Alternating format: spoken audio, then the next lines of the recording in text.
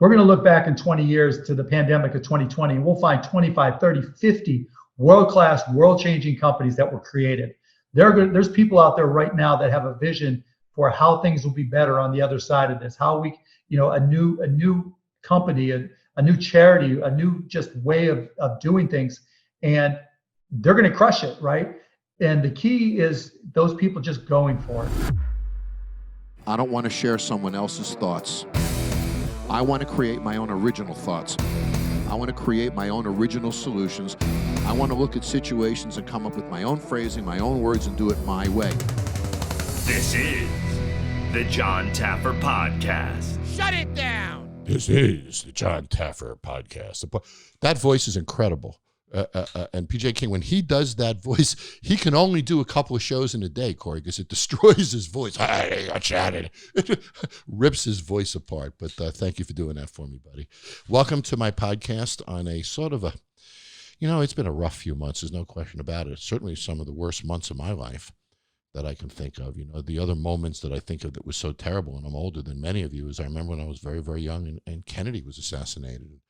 I remember the attitude of society then. We had a terrible incident, and we are all, black, white, old, young, we're all appalled. We all feel the same way universally about this. This is appalling. This must stop. We must get this under control. We all agree on this. And what frustrates me when I see the divisiveness, the violent demonstrations, the looting, when I see the hatred on the streets right now, everybody is hating on the street about something that we all universally agree with. And that's what frustrates me so much about the moment that we're in, is that I truly believe we all agree on something here. Now, why can't we work together and solve this? Look, I've spoken to civil rights attorneys in the past week and many friends who have said, listen, of course, the vast majority of our police officers, vast majority, are good guys, good public servants trying to do right. And there's a few bad apples, and those bad apples ruin it for everybody, just like a bad doctor ruins it for all the good ones, and just like a bad athlete ruins it for everybody else on his team, and every frickin' industry has them.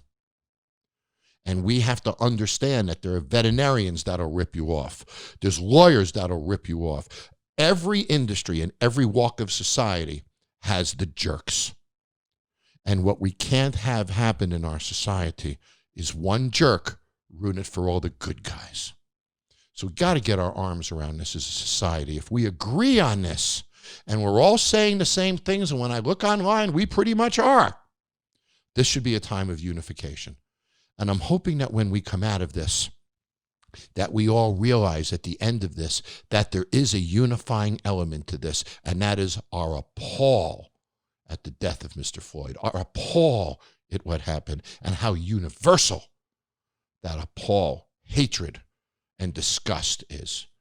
Let's grab this unifying message and let's start to work together to change it. This could be an opportunity, dare I say. So please, let's take a deep breath and let's think this through. For this week's podcast, I was going to take in some of your calls and I was going to get into discussions with each of you. And then I got to reach out for a good friend of mine, Mark Cuban. And Mark said, gee, John, we're overdue to do the podcast. My team reached out to his team, and I got Mark Cuban to come here this week and to talk to us for a little while. I thought a positive discussion could be helpful at this moment in time. A discussion about opportunity, not hate. A discussion about going forward, not stepping backwards. A discussion about how we reset America and move forward out of this, not just sitting and arguing about where we are at the moment. You and I share something else. When I was really young, I was a kid. I created a company when I was 9 called Aardvark Enterprises. Oh, wow. And I went to this summer camp, and we charged counselors for shoulder massages and cans of Coke, which I paid at the time, I think, $1.25 for it, sold at 50 cents. And I raised this, but you started, doing something that I've never heard a young kid do before. You started when you were 12 selling garbage bags. Yeah, that was just happenstance. So I was always a basketball junkie, and my dad would have his buddies over to play poker. And one night it was poker night at our house. And so like I always did, I'd walk in there to grab a donut. And I was like, Dad, can I get a new pair of basketball shoes? And like he always would, he'd go like, those shoes on your feet, they look like they work pretty well. When you have a job, you can buy whatever you want. Until then, you get to keep those shoes. I'm like, Dad, I'm 12. How am I going to get a job? And one of his buddies, who was probably blitzed out of his mind, popped up and said, hey, I've got all these boxes of garbage bags. Why don't you sell them? And that's what I did. I literally went door to door. Wow. Hi, my name is Mark. I'm your neighbor. Do you use garbage bags? And who's going to say no to a little 12-year-old version of that? So you sold you sold a heck of a lot of garbage bags. And I sold a lot of garbage bag and made some money. Wow. So then you wind up, I'm just having fun doing this with you, buddy. So then you wind up at University of Pittsburgh, which is where my brother went. Oh, my wow. brother's a Pitt guy. So I used to go up there and visit him all the time. I'm a big Eaton Park consultant years ago. I worked with Eaton Park up there. You know what? My dad and I and my brothers and my family would drive up there on Fridays after he was done with work, and we'd go and get some big boys. And I loved the strawberry pie with all the whipped cream on it. Oh, yeah. Amazing. Remember the smiley face cookies too? Yes, absolutely. Those happy face cookies that they had. So then when you developed an interest in psychology, which I find fascinating. Yeah, I don't know that so much it was a pure interest in psychology, but so when I was a junior in high school, I just said, you know what, I want to challenge myself. And so I signed up, I saved up a little money and signed up for these night classes at the University of Pittsburgh. And one of them was a class in psychology. And I thought, okay, well, if I can pass this class, then maybe I can challenge myself to do other stuff. And so I did pretty well. And that got me interested. I learned obviously a lot about people. I learned a lot of, just being there. And it wasn't just college students. It was people who were older, just taking night classes. And so really it was an eye opener for me. And I learned a lot. And that really gave me confidence.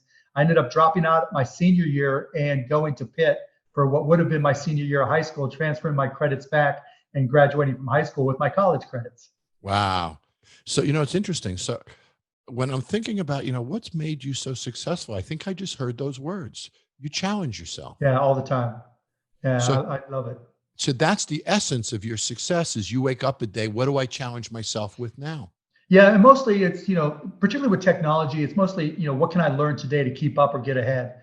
And, for whatever reason, I learned that skill at Indiana where I was so competitive. I always wanted to try to, show that I could be ahead of everybody else. And, when I got to Indiana, quick story, back then we registered for classes with these little punch cards.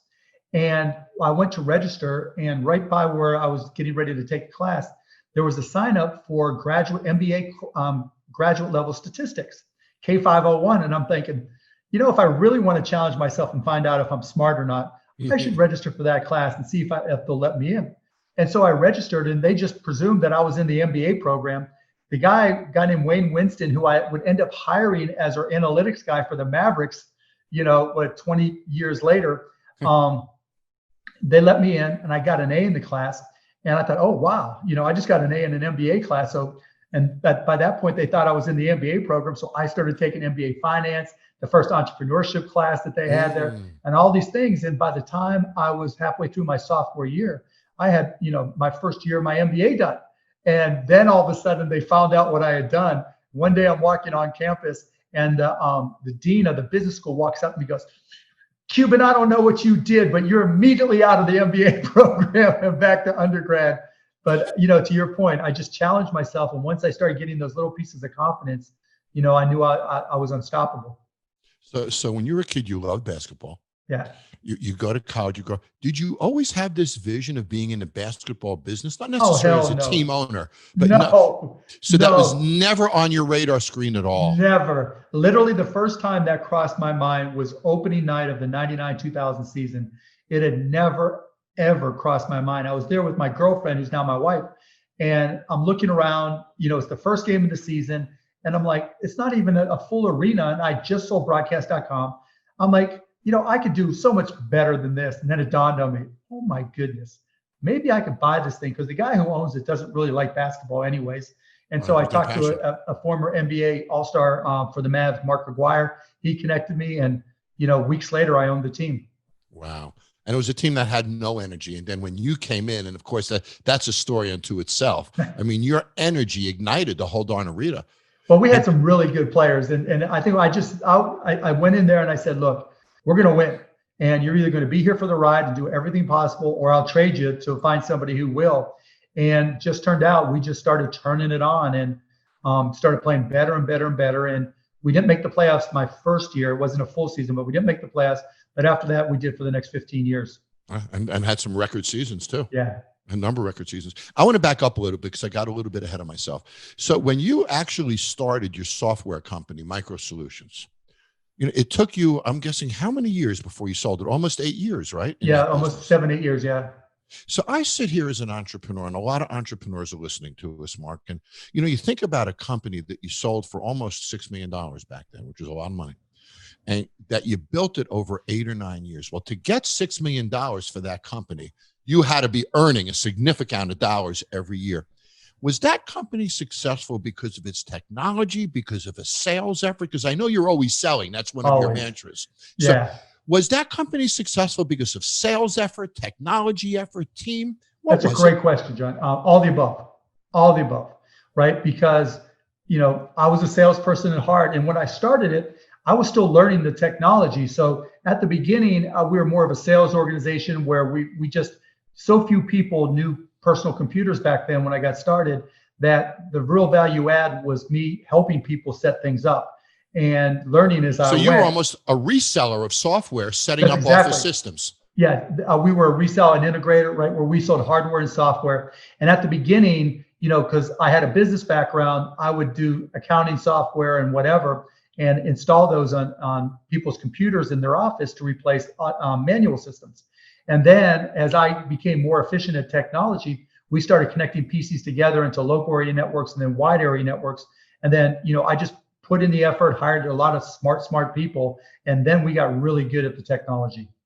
Wow. So in the beginning, you were selling what everybody else was selling. You were reselling software that they could get somebody else, services that they could buy from somebody else. So were you the salesman then? Were you the guy up front? Oh, yeah, absolutely. Yeah, I was doing all the sales, every minute of every day. So just like the garbage bags, you were knocking on the doors and creating your sales. Up until recently, if I wasn't the top salesperson, I was embarrassed. Literally, I made a point to make sure that I was outselling everybody, because sales cures all, right? No company is going to exist. And, the beauty of Micro Solutions that I'm really proud of is we never had a losing month. Not one single month of our existence do we ever lose money. And I was proud of that. And the other thing I was proud of the 80 some employees we had, we only ever had one person leave and she came back. And so it really, was a great place to work. When we sold the company, I took $1 million of the $6 million and we distributed, because the employees had equity in the company. So we distributed money to them as well. And so it was a fun organization and we really accomplished a lot. Okay, so now you sell that company, you're off and running, but you're a Indiana basketball fan, and you're a little bummed because now you can't hear the Indiana basketball games. So it's interesting. I don't know if you know this, but I get credit for creating NFL Sunday Ticket. I heard that. I read that. And this was in the mid '90s, about the same time you were working on the basketball product. Right. And what I did is I was hired by a company called ComStat to create what was called an out-of-market sports programming package. Was a term we used back then. Yep. So you could buy, in essence, an Indiana signal in Dallas. Was that on C-band? Was it on C-band?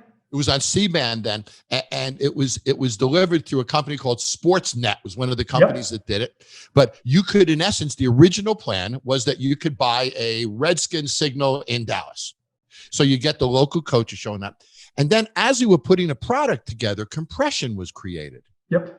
So whammo, now we could receive multiple signals on transponders, and Sunday Ticket was invented. So while we're doing this, you're creating your own. Yep. And we would try to use those C-bands, right? So in the mid 90s, when you guys were broadcasting stuff on C-band and we couldn't stream video yet, we could stream audio. We had 6, 7, 8 huge satellite dishes on our roof, and that's exactly what we would pull. We would pull from all the feeds that you guys had, and there was a lot of feeds in the wild that you could grab and pull down then. And there was audio, there was radio streams in some cases for the syndicated programs that we could pull down, and we would grab, once we got up and running and going, we would grab all those, encode them, and stream them on the net. And that was really smart because back then, first of all, you had to have 8 analog dishes. So if you were a sports bar, you had to have almost a half acre with these dishes. Remember that? And then you almost had to have, there was a subscription service, I remember, online, just to tell me what game was where, because it was such a challenge to find. Right, yeah, because you had to tune it in, right? And so you had to know which satellite dish it was and which transponder, right? You were literally tuning it. I had a Toshiba tuner. I'll never forget, right? And we would have to try to dial it in and get it. If the wind blew too much, it would throw it out of whack. Yeah. So you took all of that and put it into an organized fashion and delivered it cohesively to the end user. Yeah. So what we did, we called it AudioNet, and really it was the first streaming company on the internet. And we would take content from wherever we could get it. You know, back then the digital copyright laws were different. We would just buy CDs and code them and call it the jukebox and put it on audionet.com. We would, work deals with radio stations, and we would create our own internet radio stations where we just programmed them themselves and just paid ASCAP BMI. And we would have 1,000+ internet radio stations. We would take the police feeds, right? And just put those on there. Anything, all content we could find. And back then you got the content for free. Oh yeah. They were just happy to give it to you, not anymore. Well, exactly. They just wanted more listeners, and it's just another way to get it out there and build an audience. And and bandwidth was so expensive back then. It was hard for them to do it themselves. Right. It's interesting. We used to get, when I used to run nightclubs in the early days, I had a place that I ran called Pulsations in Philadelphia. We used to get Roadrunner cartoons. And they were called cartoon carousels, and we would play them in the club as ambient video back then. And there was none of that product existed. Then the fun stuff we used to get, Mark, was factories at fast speed, Twinkies going by and cars going by. Any content we could get at all. Any public domain stuff that you could grab, you would grab and put it on there. Yeah, but I wasn't as smart as you. I didn't monetize it like you did, unfortunately. Yeah, I'm guessing a lot of people bought drinks while they were watching Twinkies. So I love the story. You slept on the floor when you first moved to Dallas. That was sort of a fun story. So you really moved to Dallas literally with nothing. Nothing. I had a 1977 Fiat X19 with a hole in the floorboard. I had to pop in a quart of oil every 60 miles or so. I got to Dallas, and I had one friend who had 4 other buddies from high school, and they were like, hey, we don't have a bed for you, but if you want to crash on the floor, go for it. And I didn't leave for a long time. It was miserable, but it was fun. I guess I wouldn't give up those days either. Oh, never. Those days that I had when I was younger like that. How many companies have you invested in Shark Tank? It's over 100. I don't know the exact number. 100. And do you get P&Ls and operating statements from each of them? Do you stay involved with each of them? Oh yeah, absolutely. So the way I work is I have a great team with me, first of all. And so they do a lot of the day-to-day stuff. But depending on where they are in their life cycle, if it's a brand new investment, I'll get an email report every week or every other week with bad news first. I always tell them I expect good news. That's why I invested in you, but I'm here to help with the bad news. So if there's anything wrong, that's what I want to hear about. And so I'll dive right in, and you know how it works. I don't want somebody to say, well, no, Mark Cuban wasn't involved. It didn't help them. I mean, I'm okay at this. I'm not bad at this. I want to help them, and I want that business to grow. So yeah, I'm there all the time. People can email, call me, whatever they need to do. It's funny. I'm probably doing the show next year. We're discussing it now. Oh, so yeah, that would be great. I'd have a lot of fun sitting with you. We could fight over a deal or two. That would be fun. Oh, huh? I would just brutalize you, John. Brutalize you. I bet you would. So, I know that you've dabbled in politics, and this isn't a political show, and I don't want to go there today, but, I know that you are pretty fiscally responsible, right? Because of the sports world that you're in. You're in businesses that have very tight cash flow sometimes, are hugely impacted by tax policies, right? By capital policies. Sure. And so I know that when you look at business, that you have a pretty conservative fiscal policy, I would think, generally. Is that a pretty fair statement? Well, it just depends, right? So look, never in my entire career have I really worried about tax policy, because I never started a business based off of what the taxes are, right? You know what it's like. When you started that club, you didn't think about the taxes, right? When you worked, to start up Sunday Ticket, you weren't thinking about the taxes first. Now, once you get bigger and you look at the cash flow for certain companies, then obviously you pay attention because you want to maximize your cash flow. But I've always wanted smart taxes as opposed to the lowest possible taxes. Yeah, I think that's well said. And smart taxes is in essence, dip where the money is, don't dip where the money isn't. Well, exactly. Yeah. So when you take a look at politics now, and I know there's moments where you've sort of almost said that you're going to get in, and then I know there's moments where you've said, no way, I'm not doing this, and you sort of dabble. Are Yeah. you still open to a political career? Is that something you think about? As a career, no. I mean, there's so much conflict and partisanship that, it certainly crossed my mind to run for president, but my family voted it down, and that ended that, point blank. I'm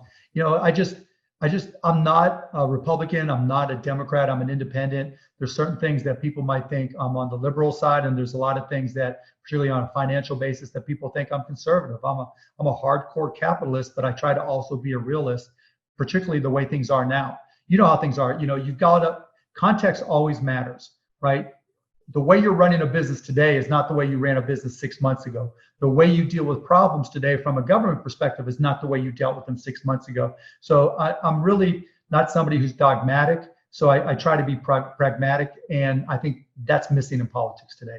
Yeah, I think you and I have very similar political positions in that regard. I'm a capitalist first. I believe in sound, smart tax policy, but I'm very socially liberal, as I know you are. And I'm very big on people having the right to be who they want to be. Exactly right. And what they want to be. Yep, that's no place for government there. No, there is no place for government there. But what's interesting? When I look at you, Mark, and I look at when you took over the Mavericks as an example, you were so accessible to the fans. You were out there in the arena, right? You were engaged and accessible. Then when I think about your relationship with the players, and look, I shot some hoops with you in Puerto Rico. Yeah, so right. And I still have that video because someone just threw me the ball and bam, I switched it. I was like, okay, I'll stop now. It was a beauty. But my point is, you play with the team. You're involved with them. You're very engaging as a person. And when I think of it, I won't say the name of it, but years ago, I was a consultant to the world's largest brewery. You can put any name on it you want. And I'd go to their corporate offices in a Midwestern city, and the elevator had a secret code in it that went to the top floor so they wouldn't see any employees from the garage. And this was the way they ran these companies. They avoided employees, didn't want to see them, locked them out of bell. You're the exact opposite of that. Yeah. I mean, when I first bought the Mavs, everybody said, well, where do you want your office to be? And there was a sales bullpen that they had set up where all the salespeople had their phones and their call list and everything. I put my desk right in the middle, right smack dab in the middle of that. I put a stack of printouts with former customers. I put a phone there. I put a PC there. And I said, I'm going to be here selling because I want them to see I know how to sell this product. We have $10 tickets. It's cheaper than going to McDonald's. It's cheaper even than going to a movie. And I want to show people this is the best place that you can ever have fun. And if I can't sell it, how can I expect them to sell it? So I just put myself right smack dab in the middle. And, I've tried to be that way ever since. You are actually a sales manager almost first and foremost in a way, aren't you, Mark? Well, I wouldn't call me a manager. I try to lead by example. I'm actually a lousy manager and I've learned that the hard way. I'm not good at hiring people, but once you give me a task or when there's a goal or when I have a vision for an organization, then I'm pretty good at getting people to buy in and allowing them to benefit from it as much as I do. I say something that you said a little earlier. I say it a little differently. I always, when I give my speeches and management program, I always say, who has expense problems? And, 1,000 people in the room raise their hands. I do. Rent is too high. Marketing's too high. Promo cost is too high. And then I say, well, what if you raise revenues by 20%? Oh, hello. So revenue cures everything. Sales cures all. Everything. There's never been a business ever in the history of businesses to succeed without sales. I think that's such a deep philosophy that you and I share. And I say to businesses all the time, you have no expense problems. You only have revenue problems. That's exactly. Go solve the revenue problems. And, for clubs and, and promotions and stuff, that's actually, it's the, people don't really sell. And that's exactly where they should be. They wait for people to walk in, right? And that's the hardest thing to do. You got to get out there and promote and market every single day. And the good thing about most businesses, everybody's a potential customer. And I think the other threshold that people need to get by, they always think that selling is convincing. Selling isn't convincing. It's helping. It's making somebody's life easier. And if you're going to make somebody's solutions. Yeah, exactly right. You need to relax. It's been a long day at work.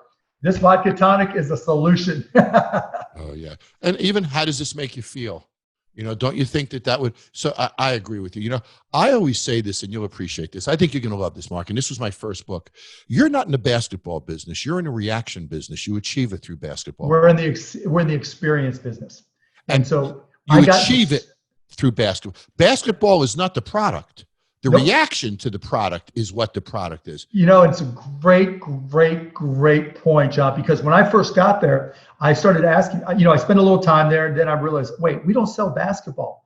We sell experiences. When you think about the last game you went to, you don't remember the score, you don't remember the jump shots, you don't remember the touchdowns or home runs, depending on the sport. You remember who you were with. You remember how you felt. You remember screaming and yelling with your brother, your mother, your sister, your uncle, your aunt, your ex-girlfriend, your buddy who was drunk and puked on himself, the girl or the guy that you talked to that you ended up dating. Those are the things that we remember, and that's what I had to convince people. And at the NBA, they thought I was crazy because they were all about selling basketball. And I'm like, no, that's idiotic. We do not sell basketball. We sell experiences. So you put more time into production capability in games, audio-visual presentations, interactivity. You really elevated the play to create this wonderful experience. You and I share that so much. See, I always say the cook in the kitchen isn't making an entree. He's making a reaction. He's achieving it through the entree. That's exactly right. That the plate isn't the product. The reaction is. Yeah, we spend more money on game production than probably the rest of the NBA combined.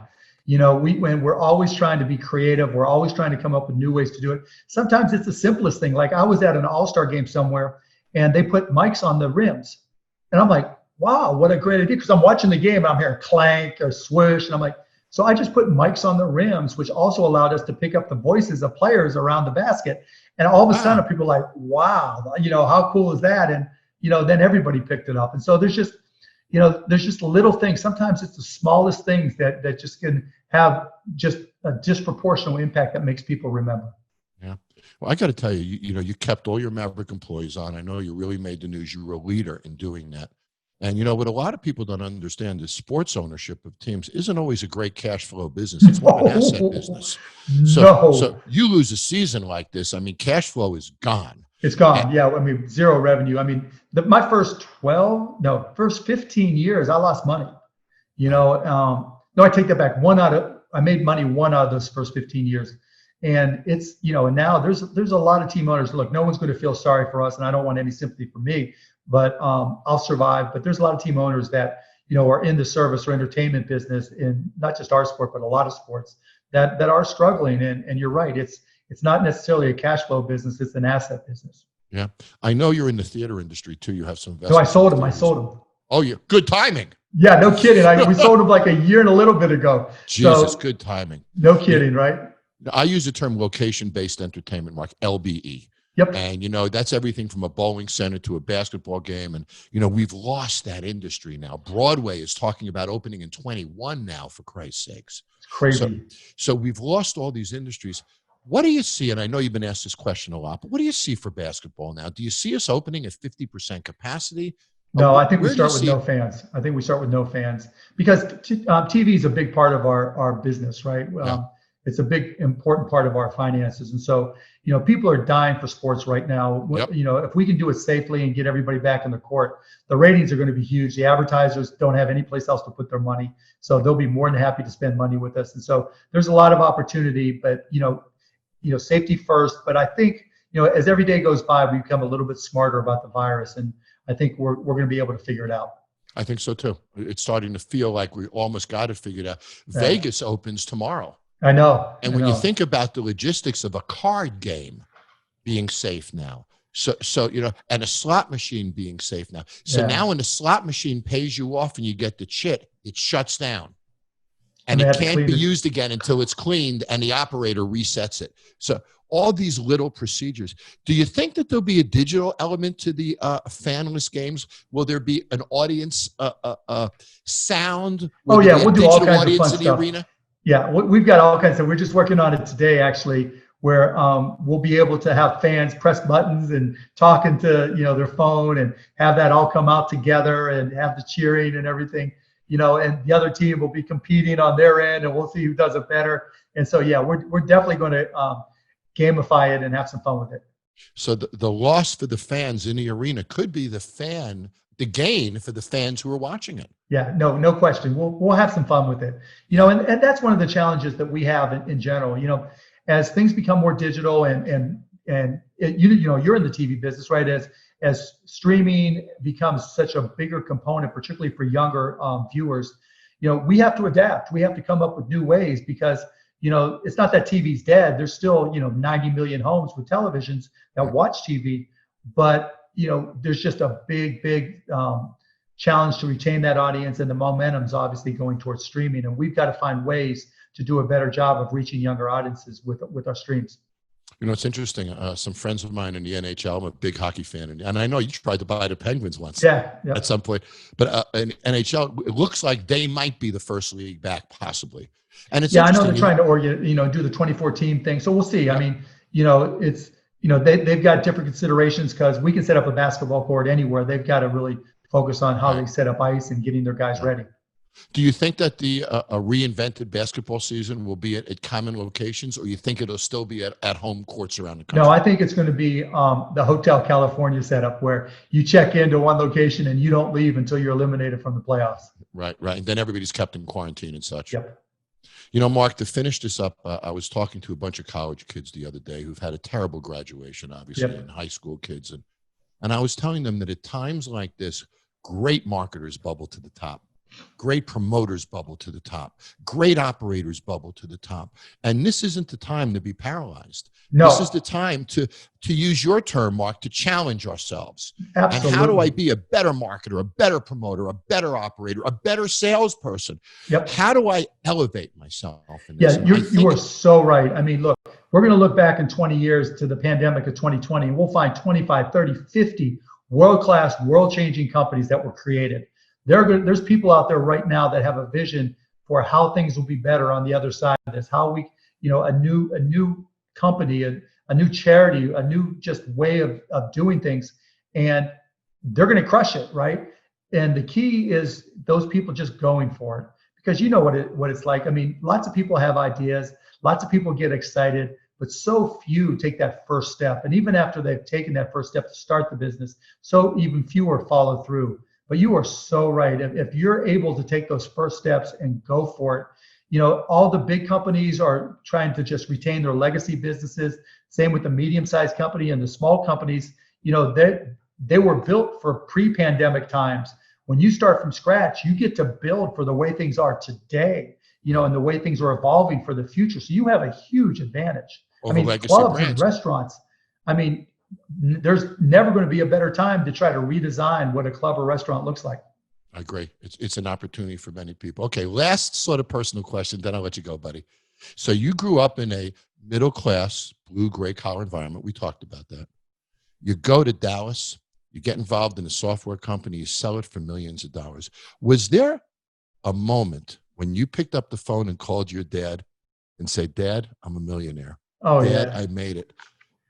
Actually, it wasn't so much when I sold it. It was just when I first started getting going, right? And I remember sitting with a friend of mine at a bar, having a drink, celebrating the fact that I had $100,000 in the bank. And to me, growing up, that was just inconceivable. Right. And and I called my dad and told him, because I just wanted to tell him, and he started crying, just bawling his eyes out. Wow. And it was a special moment. I was going to say probably one of the greatest moments in your life was making. Yeah, without question. Without question. Yeah. I want everybody to know that you are a really good guy, Mark. I appreciate it, John. You care about people. You're compassionate. You're direct. You're vocal. You put your beliefs on the table. In a world today, we're so scared to have conflict, to argue with people, share ideas with each other. But if we don't share ideas and have conflict, we don't grow as a society.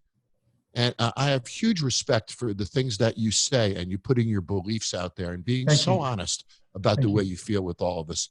Thank you, Mark. No, thank you, John. I appreciate it. I appreciate the questions, and keep on doing what you're doing. You're going out there and helping people and helping entrepreneurs, and that's a beautiful thing. Talking to Mark leaves me with two thoughts, I should say. One, challenge yourself. Challenge yourself. Think about this. The guy wound up with a box of garbage bags, went out and sold garbage bags. When I had Damon John on this show, he couldn't afford to buy a hat, so he made it himself in his living room. Before you knew it, he sold millions of them. We got to challenge ourselves. Now, right now, during this pandemic and during this moment in time, with all the unrest that is going on, you have to challenge yourself. You have to challenge yourself to get along with each other. We have to challenge ourselves to send a message that's succinct so we can change the systems that are hurting our society. We have to challenge ourselves to learn more, challenge ourselves to try more. At this time, more than ever before in my lifetime, our society is challenged and we are challenged. Now, let's seize that challenge. So, Mark always challenged himself, and he wound up a billionaire because the challenges got bigger and bigger. Mark also understood that sales, revenues, effort, driving the top line solves everything underneath it. Those are two powerful lessons. So I ask you, are you ready to challenge yourself now? Let's challenge ourselves to get out of this together. Let's challenge ourselves to stop divisiveness and start to reach out to each other. Let's challenge ourselves to get past this personally, professionally, and financially. I'll talk to you next week. Subscribe to the Jon Taffer Podcast right now for more episodes every Thursday.